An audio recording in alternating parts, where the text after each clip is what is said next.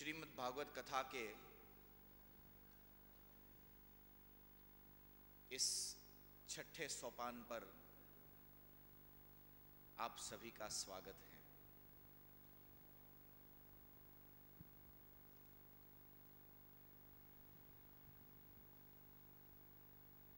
जीवन में यदि कोई प्राप्तव्य तत्व है, उस तत्व का नाम है मेरे कृष्ण परमात्मा।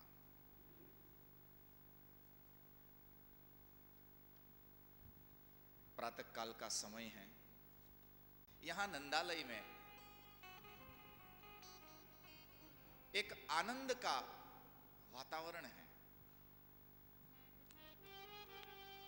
चेहरे जब खिल जाए ना तो समझना कि हृदय में मेरे परमात्मा आए हैं, और चेहरे जब उतर जाए तब समझना जो समझना है। यहां पर भगवान सुखदेव जी महाराज कहते हैं, हे राजन, नंदस्त्वात्मज उत्पन्ने जाता लादो महामनाः। नंद बाबा को बहुत खुशी हुई। आहूय विप्रान वेद ज्ञान। तो क्या किया? तो जो वेद को जानने वाले थे, जो मंत्र को जानने वाले थे, ऐसे मंत्रविद ब्राह्मणों को बुलाया। पर वो ब्राह्मण कैसे थे? स्नातः।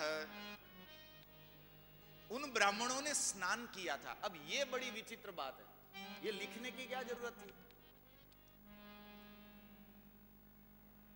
आपके घर कोई आए तो आप उनको क्या बोलेंगे? एकदम सही समय पे आप आए हो तो वो तुरंत बोलता है, बोले नहीं नहीं, मैं चाय घर पी के आया हूं। तो ये चाय घर पे पी के आया हूं, इसका क्या मतलब हुआ? वास्तव में उसने चाय पी है।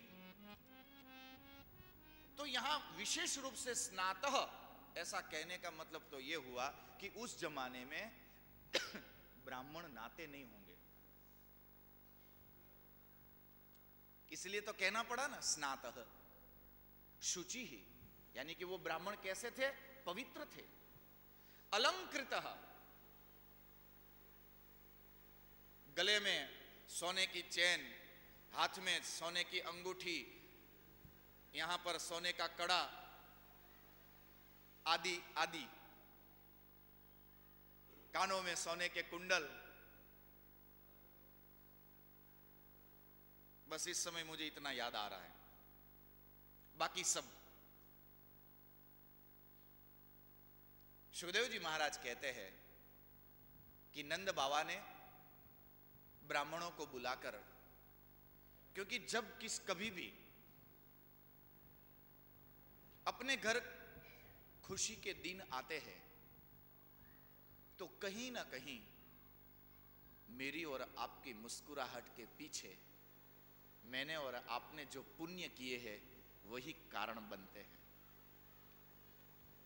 हमारे पुण्य हमें मुस्कुराने का मौका देता है और हमारे किए हुए पाप वो हमें रुलाते हैं। इसलिए जब जीवन में कोई आनंद की घड़ी आए तो उन पुण्यों का स्मरण किया जाता है। यहां पर नंद बाबा ने भी ऐसे ब्राह्मणों को बुलाया। ब्राह्मणों ने पंचवाक्य से पुण्याह वाचन गाया। मेरे कृष्ण परमात्मा गोप और गोपीजन का मनोरंजन करते हुए उनको कर्षति आकर्षति इति कृष्णः, जो अपनी और सतत अपने भक्तों के मन को खींचता रहे उसी को कृष्ण कहते हैं। इस प्रकार बाल लीलाओं से मेरे ठाकुर सभी जीवात्माओं को अपनी ओर आकर्षित कर रहे थे। कहते हैं कि एक गोपी ने सत्यनारायण की कथा रखी। गोबर से प्रांगण लीपा था, चौक पूरा था, सिंहासन लगाया था और सिंहासन पर चारों ओर केल के पत्ते लगाए थे और मध्य में भगवान सत्यनारायण का सुंदर विग्रह बिठाया था। खेलते खेलते मेरे ठाकुर वहां पहुंचे। रसोई घर में वो गोपी भगवान के लिए भोग बना रही थी। कन्हैया ने जाकर उस गोपी को कहा कि मां हलवा बना लिया सत्यनारायण का? बोले हाँ बेटा, ठंडा करने के लिए रखा है। बोले लाओ प्रसाद। अरे बोले अभी नहीं, सबसे पहले भगवान सत्यनारायण जी को भोग लगाया जाएगा। बोले सत्यनारायण आ गए, दे दो। गोपी ने कहा आया बड़ा सत्यनारायण, पहले कथा हो जान दे, फिर मिलेगी, यहीं बैठना और वहां शैतानी मत करना। वहां भगवान जी को बिठाया। गोपी ने बता दिया कि वहां जाकर मत करना। फिर क्या चाहिए था? मेरे कन्हैया वहां पहुंचे। कुत्ते के दो छोटे छोटे पिल्ले थे, दोनों को उठाकर लाए और जहां सत्यनारायण का वो मूर्ति बिठाई थी, उस सिंहासन में बीच में मूर्ति थी, दोनों ओर थोड़ी थोड़ी जगह थी, तो दोनों ओर वो दोनों पिल्लों को बिठा दिया और दोनों पिल्लों को कहा यहीं बैठे रहना, अच्छे दिखते हो। और कन्हैया वहां से छू मंतर। थोड़ी देर शांति हो गई तो वो गोपी देखने आई कि कुछ कांड करके गया होगा। जैसे ही सत्यनारायण जी के सामने देखा तो परमानंद दास को ठाकुर लायो पिल्ला घेर। मेरे परमानंद के मेरे ठाकुर मेरे कृष्णचंद्र वहां पिल्ला बिठा कर गए थे। हरे राम राम राम राम, सब अपवित्र कर दिया।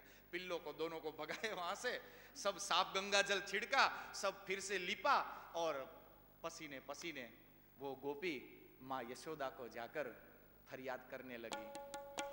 एने गोरस लागे मीठू, जाने कोई दाड़े ना दीठू, मारी माड़ी शामळियो तारो चोर छे। एने गोरस लागे मीठू, जाने कोई दाड़ो ना दीठू, मारी माड़ी शामळियो तारो चोर छे। दादाजी जब ये कथा करते थे तब ये गाया करते थे। वो ऐसा कहते थे, क्योंकि ये गुजराती में है, मैं समझता हूं कि आपको वो गाना नहीं आएगा। मारवाड़ी में होता तो आप सब लोग गाते, पर मारवाड़ी मुझे नहीं आती है।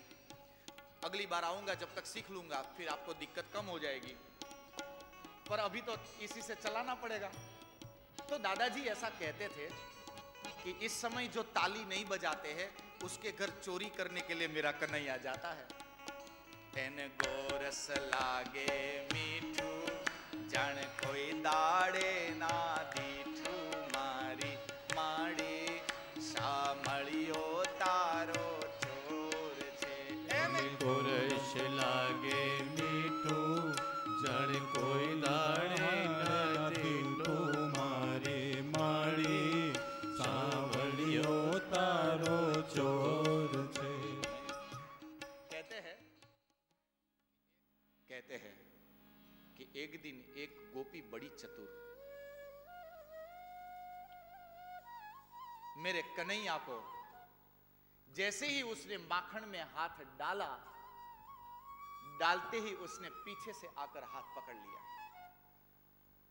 मेरे ठाकुर ने उस गोपी के सामने देखा, रोने लगे। बोले आज तू चाहे कितना भी रो ले, पर देखना तेरी मां किसी की बात मानती नहीं है ना, आज मैं तेरी मां के सामने लेकर जाऊंगी। सच बताऊं, इस तरीके से हाथ पकड़ना तो बहाना था, पर दुनिया को यह दिखाना था कि देखो मैंने कृष्ण कन्हैया का हाथ पकड़ा है। मक्खन वाला हाथ था, गोपी ने पकड़ा था और लेकर कन्हैया मेरे कहते थे कि गोपी रहने दे, अब दोबारा मैं तेरे घर कभी माखन की चोरी नहीं करूंगा। गोपी ने कहा कि नहीं, आज मैं तुझे तेरी मां के सामने लेके जाऊंगा। ये खींचातानी चल रही थी और गोपी यशोदा के घर जाने के लिए खड़ी हुई, घर से बाहर निकली। आजकल जमाने में जैसे लोग जाते हैं, ऐसे तो उस जमाने में लोग घर से बाहर निकलते नहीं थे। उस जमाने में यदि घर से कोई महिला बाहर निकले तो यहां तक कि वो क्या बोलते उसको, हैं? हाँ, घूंघट निकाल के जाती थी। तो उस गोपी ने, उसके घर वाले का नाम भी गोपाल था, उस गोपी ने भी यहां तक वो घूंघट निकाला।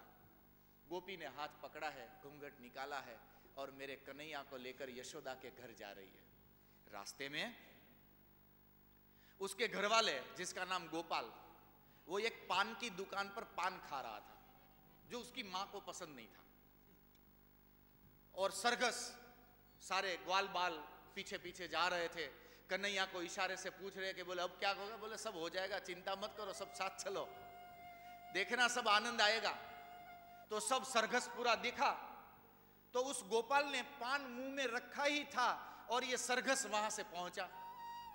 तो देखा उस ग्वाले ने, तो गोपी को पहचान गया। बोले ये इस गोपी को मैं जानता हूं पर याद नहीं आ रहा है, क्योंकि घूंघट इतना निकाला था, चेहरा तो दिखाई नहीं दे रहा था। तो उस गोपाल ने पूछा मेरे कन्हैया को इशारे से कि कौन है, किसको लेके जा रहा है? तो कन्हैया ने भी इशारे से जवाब दिया। बोले हाँ भाई, तेरी मां है। थी उसकी पत्नी, पर जवाब क्या दिया? तेरी मां है। पान थूक दिया। तो कन्हैया ने सीधे इशारे से बोला बोल दूं? तो बोले पकड़ के ले जा। बोले कहां जाना चाहती है? बोले इधर आ। वो गोप वहां पास में आया।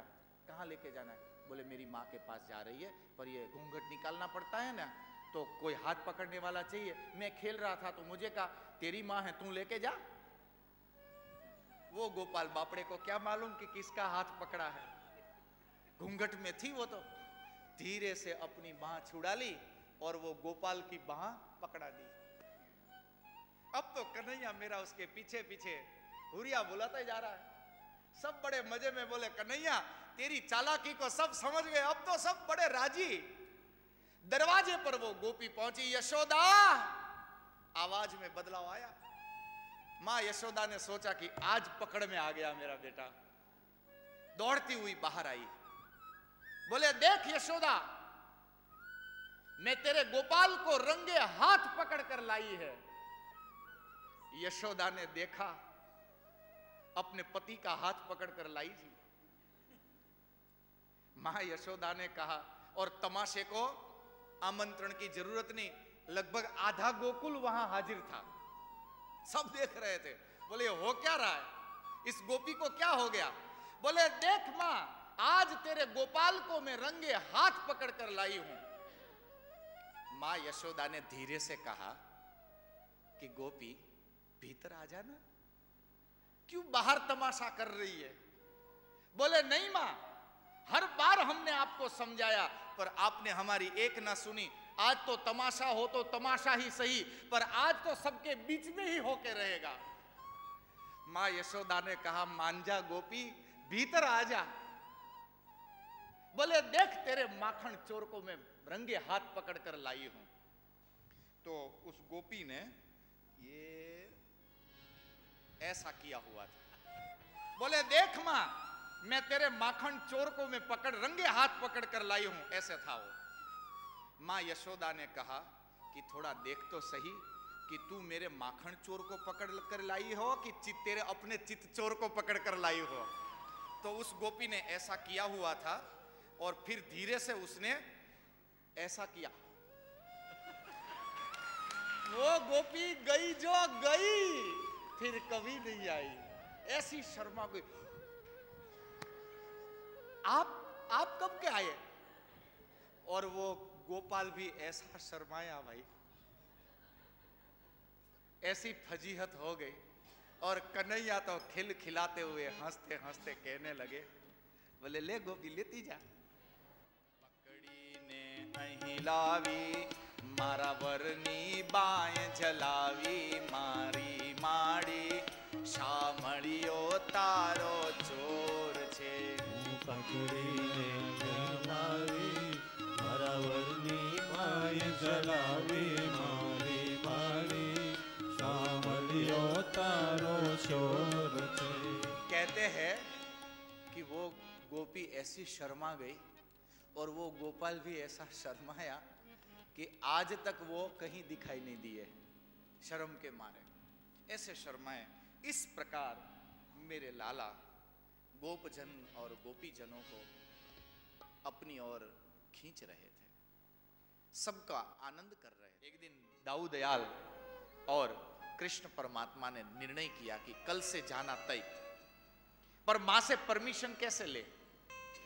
तो कहते हैं कि नंद बाबा जैसी पगड़ी बांधी कन्हैया ने, नंद बाबा जैसा अंगरखा पहना, नंद बाबा जैसी एक लकड़ी हाथ में उठाई और नंद बाबा जैसे ही चरण पादुका उन्होंने धारण करी। और जैसे नंद बाबा चलकर आते थे ठीक वैसे ही मेरे कन्हैया चलकर यशोदा का जहां अंतपुर था उस दरवाजे तक गए। जूतों की आवाज से यशोदा को लगा कि कहीं बाबा जल्दी तो नहीं आए। आवाज पहचान जाते थे ना उस जमाने में। तो उतने में तो जैसे नंद बाबा हुंकार भरते थे ना, कोई है, ऐसा करके दरवाजा खिटखिट, ऐसे ही आवाज और इसी तरीके से दरवाजा खिटखिटाया। यशोदा को लगा कि बाबा आए, दरवाजा खोला और नीचे देखकर खड़े रहे। तो नंद बाबा के भेष में कन्हैया ने कहा कि मां बताओ ना, अब मैं बाबा जैसा लगता हूं कि नहीं? कहते हैं कि यशोदा ऐसी शर्माई, कन्हैया को गोद में उठा लिया, मस्तक पर चुम्बन करते हुए कहने लगी कि बेटा अब तो हूबहू आप बाबा जैसे ही लगते हो। ऐसा ही लगा मुझे तो कि तेरे बाबा ही आए हैं। मां बड़े लगते हैं कि नहीं? बोले जरूर लगते हो बेटा। तो बोले कल से गैया चराने जाए? मां भी पसीज गई। बोले बेटा कल से आप गैया चराने के लिए जा सकते हैं। और गौचारण हेतु वृंदावन से अब कृष्ण परमात्मा वन की ओर जाने लगे। गोपीजनों को दूर श्रवण और दूरदर्शन की दिव्य शक्ति प्रदान की। गौचारण करते करते वत्सासुर, बकासुर और अघासुर का भगवान ने उद्धार किया। ब्रह्मन कालांतर कृतम तत्कालीनम कथम भवेत। किंतु एक ऐसी लीला थी जिस लीला के विषय में 1 साल बाद गोप बालकों ने घर आकर अपनी अपनी माताओं को वो कथा सुनाई। तो राजा परीक्षित ने कहा कि 1 साल का समय कैसे लगा, थोड़ा विस्तार से सुनाइए ना। तो भगवान सुखदेव जी महाराज राजा परीक्षित को वो कथा सुनाते हैं। एक दिन गैया चराते हुए मध्याह्न का समय था। रोज अपने घर से साथ में पाथे लेकर जाते थे। जब भूख लगे तब सारे ग्वाल सखा एक वृक्ष के नीचे जाकर बैठते थे और वृक्ष के नीचे बैठकर अपने अपने घर से लाई सामग्री को खोलकर सब साथ बैठकर भोजन करते थे। मेरा मधुमंगल बहुत ही गरीब घर का लड़का, इसलिए वो घर से बहुत कम चीजें लेकर आता था। एक दिन मेरे कन्हैया ने कहा कि आज मैं भोजन नहीं करूंगा। बोले क्यों लाला, तुम भोजन क्यों नहीं करोगे? यदि तुम नहीं करोगे तो हम भी नहीं खाना खावेंगे। तो बोले यदि मधुमंगल अपने घर से लाई कोई सामग्री खिलाए तो मैं खाऊं। आज मधुमंगल कुछ लाया ही नहीं था।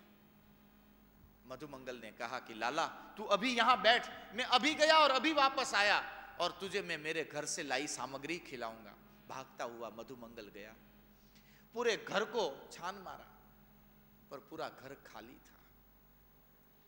2 दिन की खट्टी कढ़ी मां ने चूल्हे के पास संभाल के रखी थी कि कभी भूख लगे तो रोटी के साथ खा लेंगे। कढ़ी की वो मटकी उठाकर भागता हुआ वो वापस आया। मार्ग में मधुमंगल ने विचार किया कि 2 दिन की पुरानी खट्टी कढ़ी मैं मेरे ठाकुर को कैसे खिलाऊं। पर वहां तो तब तक तो वो कन्हैया के सामने पहुंच गया था। कन्हैया ने धीरे से कहा मधुमंगल लाया, क्या लेकर आया है, दिखा तो।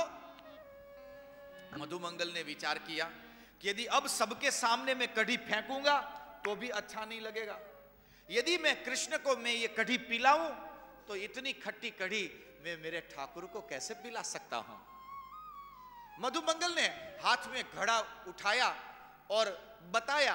बोले मैं लेकर आया हूं कन्हैया। ऐसा बोलते ही वो एक घड़ा खट्टी कढ़ी खुद ही पी गया। दौड़ते हुए कन्हैया गए और उस घड़े को पकड़ लिया। तब तक तो वो साफ कर गया था। ठीक उसी समय ब्रह्मा जी ब्रह्मलोक से नीचे आए थे कृष्ण का दर्शन करने के लिए, और कन्हैया ने मधुमंगल के, जब वो घड़े में भरकर, कढ़ी आप घर में पी लेना कभी, तो जब पियोगे तो थोड़ी बहुत यहां से ढलेगी, तो जितनी यहां से वो ढली थी वो कढ़ी ठाकुर ने ऐसे उठाई और खुद चाटने लगे और मधुमंगल को कहने लगे, मधुमंगल इतनी मीठी कढ़ी तेरी मां ने बनाई थी मेरे लिए और तू पी गया। इस प्रकार उलाहना दे रहे थे। कहते हैं कि मधुमंगल खड़े खड़े रोने लगा, कहने लगा कि ठाकुर आपके मुखारविंद में इतनी क्षमता है कि वो मीठी हो गई होगी। गरीब से गरीब भक्त पर भी जो कृपा रखता है। दोनों गले लग गए। मधुमंगल के मुख पर चिपकी हुई कढ़ी को भगवान चाटने लगे। ब्रह्मा जी ने देखा, बोले ये त्रिभुवनपति हो सकता है जो मधुमंगल की ऐठी कढ़ी चाट चाट के पीता हो। ब्रह्मा जी को भ्रम हुआ। कहते हैं कि ब्रह्मा जी ने विचार किया कि अभी पता चल जाएगा। गैया चर रही थी दूर। ब्रह्मा जी ने सारी गैयाओं को उठाया, ब्रह्मलोक में रख दिया। बोले यदि ये भगवान होगा तो अभी उसको मालूम पड़ जाएगी, और यदि ये भगवान नहीं होगा तो अभी रोने बैठेगा तो वापस रख देंगे। पर कृष्ण परमात्मा रोए नहीं। ब्रह्मा जी ने विचार किया कि शायद हो सकता है कि ये लोग ध्यान ही नहीं देते होंगे, तो वो गायों को देखने के लिए गए। इधर ब्रह्मा जी ने सारे ग्वाल बालकों को भी उठा लिया। जब वापस आए, कृष्ण परमात्मा को तो मालूम था कि ये सब किया धराया ब्रह्मा जी का है। दादा आपकी भी बुद्धि फेर गई, कोई बात नहीं। कहते हैं कि जितनी गायें, जैसे रूप की उतनी गायें और उतने ग्वाल बाल के रूप में स्वयं कृष्ण बन गए, और आज वो वापस आए। कहते हैं कि जिस दिन इस प्रकार कृष्ण ही गाय बने, कृष्ण ही ग्वाल बालक बने, तब से उन बछड़ों की माताओं को अपने बछड़ों पर अधिक स्नेह आने लगा।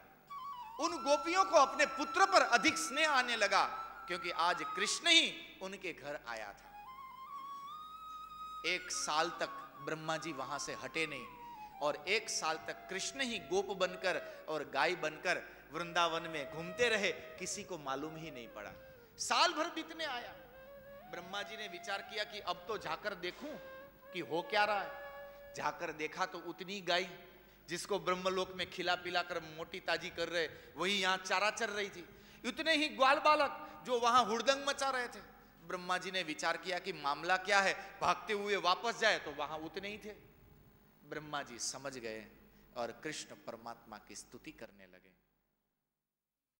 ब्रह्मा जी ने जितने ग्वाल बालक और गाय के बछड़ों को वो ब्रह्मलोक लेकर गए थे, उन सबको वापस छोड़ा और भगवान की स्तुति करके वरदान प्राप्त करके ब्रह्मलोक गए। कृष्णचंद्र यमुना के किनारे पर पूर्णिमा की रात्रि में अकेले यमुना के किनारे कदम्ब वृक्ष पर बंसी बजाने लगे। ये बंसी भगवान कृष्णचंद्र का एक ऐसा शस्त्र है जिससे भगवान कृष्ण की भक्ति से बिछड़ गए भक्तों को भगवान बंसी के नाद से अपनी ओर आकर्षित करते हैं। दूसरी बात कि ये वंशी जिसने परमात्मा की भक्ति के लिए अपने शरीर को छेद करवाया, जिसमें परमात्मा के नाम का मधुर ध्वनि निकलता है, ऐसी संसार की सबसे मधुर ध्वनि वाली इस बंसी से भगवान ने गोपजन और गोपीजनों को बुलाया। हेमंत ऋतु है, शरद ऋतु आई। शरद ऋतु की पूर्णिमा का यह समय है।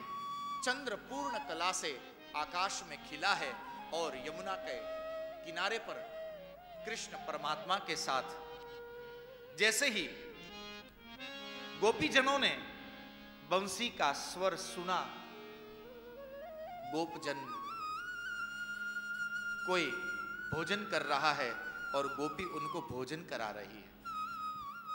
वहीं उसको छोड़कर गोपी भागी। क्यों? क्योंकि यही गोपी कार्तिक मास में कात्यायनी मां के मंदिर जाकर मां कात्यायनी की पूजा करते हुए प्रणाम करके एक ही वरदान मांगती थी, हे मां, यदि तू प्रसन्न हुई हो तो कृष्ण परमात्मा को मेरे पति के रूप में मुझे देना। यदि किसी भी जीवात्मा रूपी गोपी के, मेरी और आपकी बुद्धि रूपी गोपी का यदि पति कृष्ण परमात्मा हो जाए तो अहोरात्र मुझे और आपको उस कृष्ण परमात्मा का ही स्मरण रहे।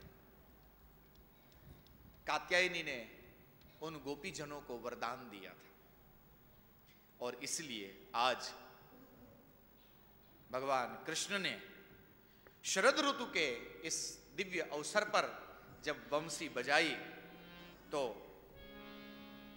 गोपीजन कृष्ण परमात्मा के पास पहुंचे। शरद ऋतु के प्रारंभ में एक दिन नंद बाबा ने, आश्विन कृष्ण चल रहा था, गोकुल के सभी गोपजन और गोपीजनों को एक साथ बुलाया और कहा कि बोले प्रतिमास की तरह इस बार भी, प्रतिवर्ष की तरह इस बार भी नए वर्ष की शुरुआत में हम इंद्र का यज्ञ करेंगे। कृष्ण ने धीरे से नंद बाबा को पूछा कि बाबा, ये हम इंद्र का यज्ञ करते क्यों हैं? बाबा ने कहा कि बेटा, हम तो गोपालक हैं, गैया चराते हैं। इंद्र का जब हम यज्ञ करते हैं तो वो प्रसन्न होकर अच्छी वर्षा करवाता है। यदि अच्छी बारिश हो जाए ना तो घास भी अच्छी उग निकलती है, हमारी गैयाओं को जल भी मिल जाता है और हरी हरी घास भी मिल जाती है। इसलिए इंद्र को राजी रखना बहुत जरूरी है। कन्हैया ने कहा कि ये इंद्र कौन है? बोले बाबा ने कहा कि बेटा, ये तो देव है, देव हम पर प्रसन्न हो जाते हैं यदि हम उसका यज्ञ करें। कन्हैया ने कहा कि बाबा, यदि हम यज्ञ न करें तो? बोले हो सकता है कि कहीं नाराज भी हो जाए। कन्हैया ने कहा कि बाबा, यदि आपको बुरा न लगे तो मैं एक बात बताऊं, मेरे गुरुजी ने तो कहा है कि परमात्मा उसको बोलते हैं कि जो अपने जीवात्मा के प्रति कभी भी नाराज होते ही नहीं है। जैसी भी स्थिति में, जैसी भी परिस्थिति में जीवात्मा किसी भी हालत में जब भी उसको पुकारे, मेरे परमात्मा उसकी रक्षा करने के लिए दौड़ता है। दूसरी बात बताऊं, बोले कल रात को मुझे एक स्वप्न आया। ये जिस गिरिराज के हम प्रांगण में गैया चराने जाते हैं ना, वहीं मेरे भगवान भी रहते हैं। हम तो रोज उनसे बातें करते हैं। इंद्र को कभी आपने देखा? बोले देवता कभी आते नहीं है। बोले ऐसे देवता हमारे किस काम के जो हमारे साथ आकर बातें न करें। हमें तो ऐसे देवता चाहिए कि जो हमारे बीच आकर बैठे और जब हम उनको विनंती करें तो अपने आशीर्वचन से और अपनी अनुभव की वाणी से हमारा मार्गदर्शन भी करे। यदि ऐसा कोई देव हो तो देव है, बाकी तो सब बातें हैं। ऐसे बड़े भी किस काम के जिसके नजदीक भी हम न पहुंच सके। नंद बाबा ने कहा कि कन्हैया तू कहना क्या चाहता है? बोले यहीं पास में मैं उस भगवान को जानता हूं जो हमारी गैयाओं के लिए हरी हरी घास तैयार रखता है, हमारे लिए मीठे मीठे फल तैयार रखता है। क्यों ना हम उसकी प्रसन्नता के लिए उसी के लिए यज्ञ करें। बोले वो कैसे करते हैं? तुरंत मधुमंगल ब्राह्मण था ना, मधुमंगल आगे आया। बोले मैं बताता हूं विधि। बोले जिसके पास जो सामग्री हो, गोवत्स द्वादशी के दिन गैयों का पूजन करके उस दिन कोई गाय का दूध बेचेगा नहीं। उस दूध से अलग अलग प्रकार की सब अपने अपने घर में सामग्री बनाएंगे। कोई दूध पाक बनाए, कोई रबड़ी बनाए, कोई हलवा बनाए, कोई पेड़े बनाए, कोई कढ़ी बनाए, कोई माखन बनाए, जिसकी जैसा मन, जैसी श्रद्धा, और उस तरीके से सामग्री बनाए। सब अपनी अपनी सामग्री लेकर हम गिरिराज जी की परिक्रमा कर कर गिरिराज जी के पास, उनके सन्मुख हम उस सामग्री को रखेंगे। और जब सामग्री को हम उनके सन्मुख रखें, तब हम उनको प्रार्थना करेंगे, और प्रार्थना सुनते ही मेरे गिरिराज महाराज प्रसन्न होकर हमारी समर्पित की हुई सामग्री को आरोगने के साक्षात वहां प्रकट होंगे। बोले पक्का प्रकट होंगे? देख बेटा, कहीं ऐसा न हो कि पूरे गांव वालों को बताकर जाए कि हमारे गुरु महाराज भी रहेंगे, हमारे गुरु महाराज भी रहेंगे, और फिर मालूम पड़े कि वो आए नहीं, बड़ी बेइज्जती हो जाएगी। बोले नहीं, आप भरोसा रखो, मेरे परमात्मा तो ऐसे है कि यदि वो एक बार वचन दे देना तो चाहे जो कुछ भी हो समय से जरूर पहुंचते हैं। बोले आएंगे? बोले जरूर आएंगे। सबने अपनी अपनी शक्ति के मुताबिक सामग्री तैयार की, यात्रा प्रारंभ की। चलो चलते हैं यमुना के किनारे भगवान गिरिराज महाराज की शरण में। चिंता मत करना, सबके लिए बोइंग 707 बुक किया है। सब इतना बड़ा समन्वय परिवार जोधपुर और पुरोहित परिवार इतनी बड़ी कथा करवाता हो, इसलिए कोई चिंता मत करो, सबके लिए सीट बुक है। देखो माता ऐसी राजी हो गई। आहा, यहां से बोइंग 707 उठेगा सीधा मथुरा, वहां जाकर आपको तो तैयार है सब जाने के लिए। बोलिए श्री लक्ष्मी नारायण भगवान की जय। सामग्री सबने अपनी अपनी गाड़ी में भरी, गणपत्यादि देवताओं का स्मरण करके पूजन अर्चन किया, सदगुरु का ध्यान करके सदगुरु के चरणों की वंदना की, गुरु की पादुका में अपना मस्तक झुकाकर सदगुरु को आगे करके, क्योंकि परमात्मा के पथ पर यदि किसी भक्त को जाना हो तो गुरु को आगे करके, गुरु के चरण जहां चले उस चरण के पीछे पीछे यदि अनुगमन करो तो गुरु के साथ साथ परमात्मा का भी मिलन हो जाता है। इसलिए सदगुरु को आगे करके, ब्राह्मणों को, संतों को आगे करके हमारी यात्रा भी प्रारंभ हो रही है। गिरिराज धरण तेरी शरण, गिरिराज धरण प्रभु तुम्हारी शरण। श्री जी तेरी शरण, वल्लभ तेरी शरण, श्री जी तेरी शरण, वल्लभ तेरी शरण। यात्रा पहुंची विश्राम घाट। विश्राम घाट यमुना जी में स्नान करो, यमुना के किनारे पर दीपक लगाओ, तिलक करके यमुना का पूजन करो, साड़ी ओढ़ाकर यमुना को दंडवत प्रणाम करो। और अब वहां के पंडे मां यमुना की आरती कर रहे, उस आरती का दर्शन करो। जय जय श्री यमुना मां, जय जय श्री यमुना, जोता जन्म सुधार्या मां, नाता जीव उधार्या, धन्य धन्य तमो यमुना मां, जय जय श्री यमुना। बोलिए श्री श्याम सुंदर यमुने महारानी की जय। वहां से यात्रा आगे चली, भगवान द्वारिकाधीश का दर्शन किया। द्वारिकाधीश की जयकार करते हुए बोलिए श्री द्वारिकाधीश की जय। सदगुरु को आगे करके, संतों को आगे करके अब हमारी यात्रा पहुंची है गिरिराज महाराज की तलेटी जतिपुरा गांव में।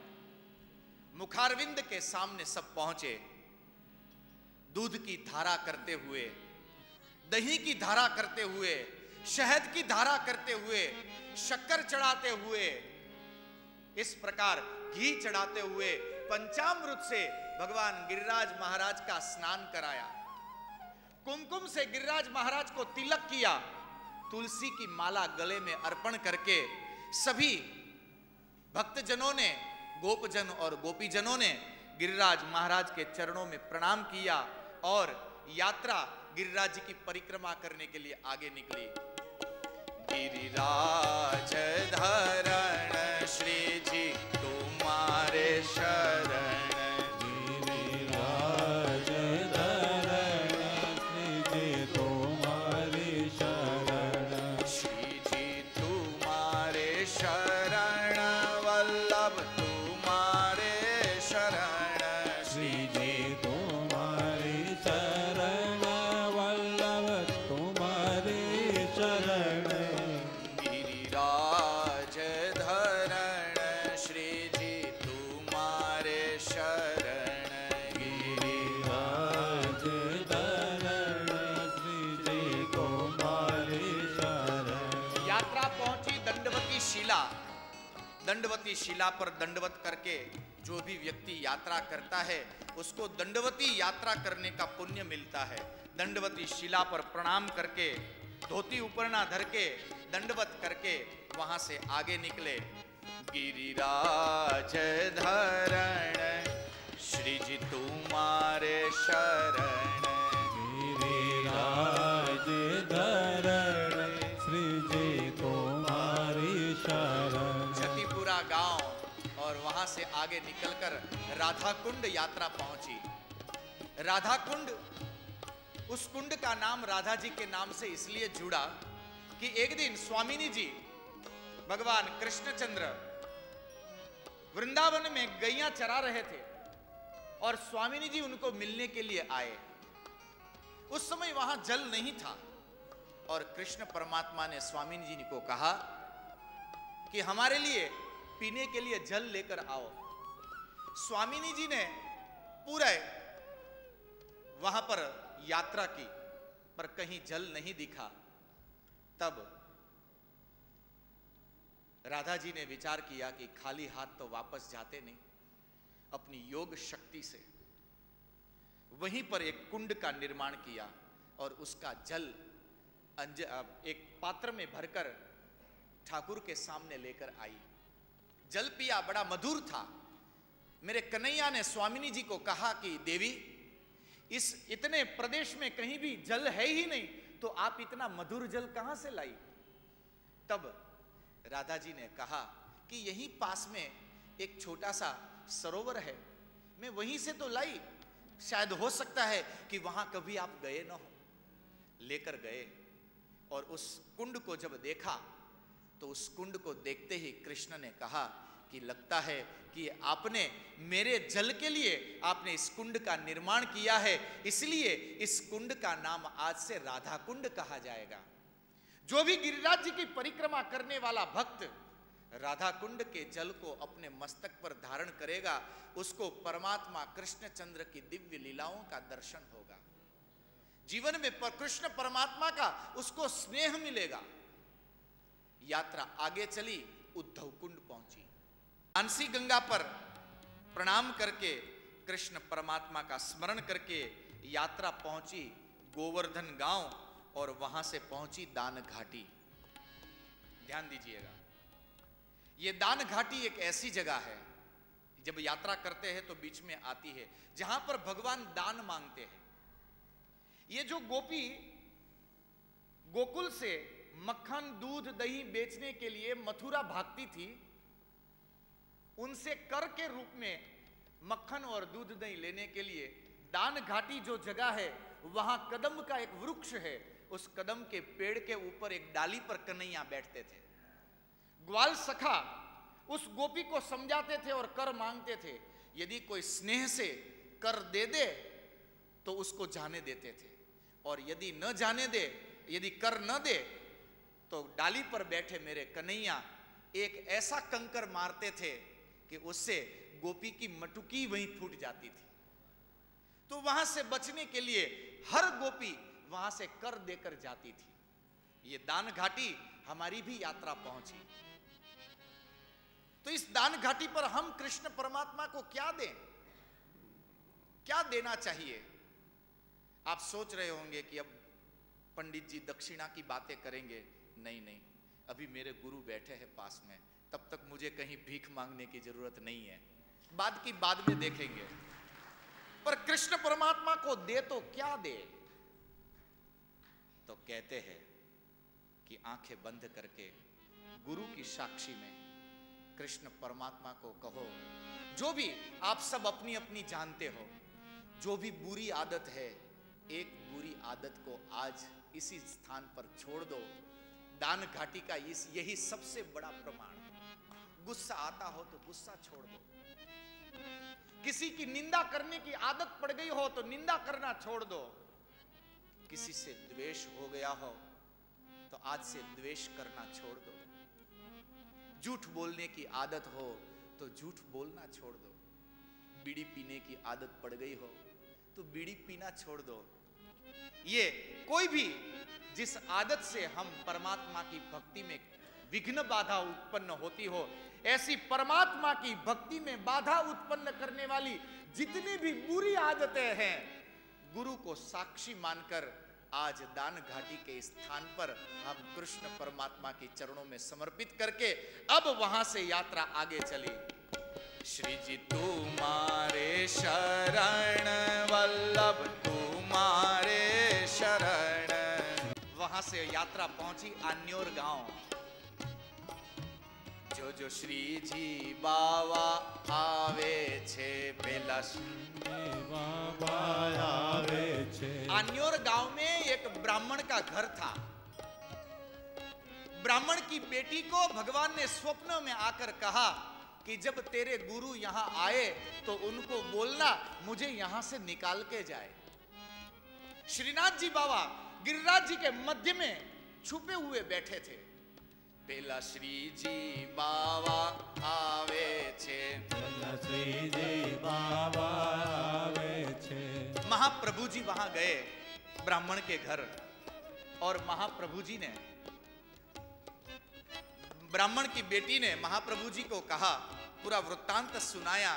तो श्री जी बाबा को लेने के लिए महाप्रभु जी आन्योर गांव से ऊपर जाने लगे, और जैसे ही संत ने गिरिराज की शिलाओं पर अपने चरण रखे, मानो कि गिरिराज धरण भीतर से तुरंत खड़े हो गए और ऊपर से दौड़ते हुए नीचे आने लगे। पेला श्री जी बाबा आवे छे, पेला श्री जी बाबा आवे छे।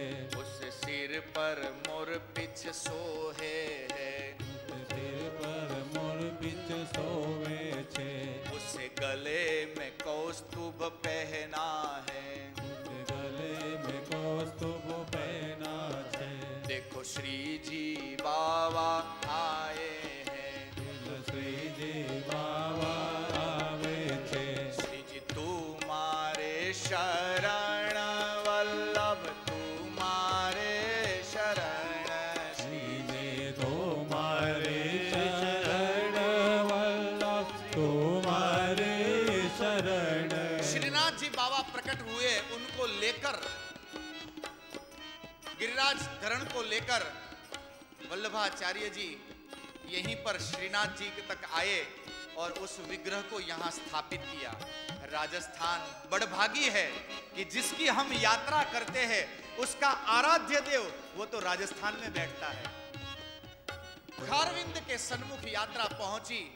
जो सामग्री लेकर आया था उसने अपनी अपनी सामग्री श्री गिरिराज महाराज को निवेदित की।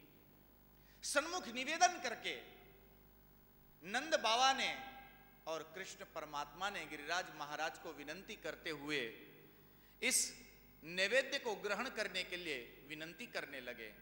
उसी समय उस शिला में से भगवान गिरिराज महाराज प्रकट हुए, और जैसे ही प्रकट हुए सभी ने जय घोष किया, बोलिए श्री गिरिराज महाराज की जय। स्वयं कृष्ण परमात्मा ने अपने हाथ में कुमकुम चावल लेकर गिरिराज महाराज का पूजन किया। कहते हैं कि यशोदा मां ने कन्हैया के कान में जाकर कहा कि कन्हैया देखना तेरे भगवान तो ठीक तेरे जैसे दिखते हैं, आप पूजे आप पूजावे। ऐसे कृष्ण परमात्मा ने ये दिव्य लीला की। कहते हैं कि जितनी सामग्री लेकर आए थे वो समस्त सामग्रियों को भगवान गिरिराज महाराज ने प्रसादी के रूप में थोड़ी बचाई, बाकी सब स्वीकार किया। सभी गोप बालकों ने और गोपीजनों ने उस प्रसाद का ग्रहण किया। प्रसाद लेकर मां यशोदा ने और नंद बाबा ने कन्हैया के हाथ में एक नारियल और चांदी का सिक्का देते हुए कहा कि इनके चरण में रख के प्रणाम कर लो बेटा। जैसे ही गिरिराज महाराज को कन्हैया ने प्रणाम किया तो नंद बाबा और मां यशोदा ने गिरिराज महाराज की स्तुति करते हुए कहा कि हे महाराज, जब से इसका जन्म हुआ है गोकुल और वृंदावन में कोई न कोई उत्पात होता ही रहा है। कभी पूतना आई तो कभी काली आया, तो कभी शक्टासुर आया, तो कभी टेनुकासुर आया, कभी तृणावर्त आया। आप ही की कृपा से अभी तक तो ये बचता रहा। बस आप इतनी कृपा कर दो कि अब के बाद इसके ऊपर किसी प्रकार की कोई समस्या न आए। मेरे बालक की आप रक्षा करना। कृष्ण परमात्मा को प्रणाम कर रहे हैं और कृष्ण परमात्मा को आशीर्वाद दे रहे हैं। इस दृश्य को सभी ने देखा। देवताओं ने आकाश में से पुष्प की वृष्टि की, जय घोष किया। बोलिए श्री गिरिराज महाराज की जय। इंद्र को जब मालूम पड़ा तब 7 दिन और 7 रात्रि तक इंद्र ने भयंकर वर्षा की। 7 दिन और 7 रात्रि तक कृष्ण परमात्मा ने अपने वाम कर की कनिष्ठिका अंगुली पर गिरिराज को अपने मस्तक पर धारण किया। गोपीजन और गैयाओं को अपनी शरण में लेकर 7 दिन 7 रात्रि तक उसकी रक्षा की। ये एक बड़ा विचित्र संयोग है। देखिए, व्रज 84 कोश में 4 गांव निज धाम, वृंदावन अरु मधुपुरी, बरसानो नंदगांव। भगवान के 4 निज धाम माने गए कृष्ण चरित्र के, बरसाना, मधुपुरी, वृंदावन और नंदगांव। आज भी यदि आप देखो ना तो बरसाने से, मधुपुरी यानी कि मथुरा से, नंदगांव से और वृंदावन से, चारों जगहों से गिरिराज जी की दूरी 7-7 कोश की है। 7 कोश की दूरी पर गिरिराज जी है। गिरिराज जी का कुल क्षेत्रफल 7 कोश का है, इसलिए गिरिराज जी की 7 कोश की परिक्रमा की जाती है। तो 7 कोश के गिरिराज है। भगवान कृष्णचंद्र ने 7 दिन और 7 रात्रि तक गिरिराज को अपने वाम कर कमल पर धारण करके गोपजन और गोपीजन और गायों की रक्षा की थी। अर्थात भगवान कृष्ण ने 7 दिन और 7 रात्रि तक अपने भक्तों की रक्षा की। कौन से 7 दिन? रवि, सोम, मंगल, बुध, गुरु, शुक्र और शनि। 7 दिन और रवि, सोम, मंगल, बुध, गुरु, शुक्र और शनि की 7 रात्रि।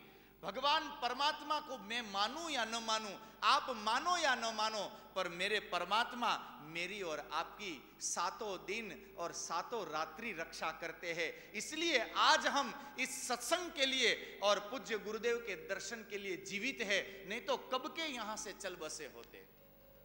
जीवन में ये 7 का बड़ा महत्व है। इसीलिए श्रीमद् भागवत जी की कथा भी 7 दिन तक ही होती है।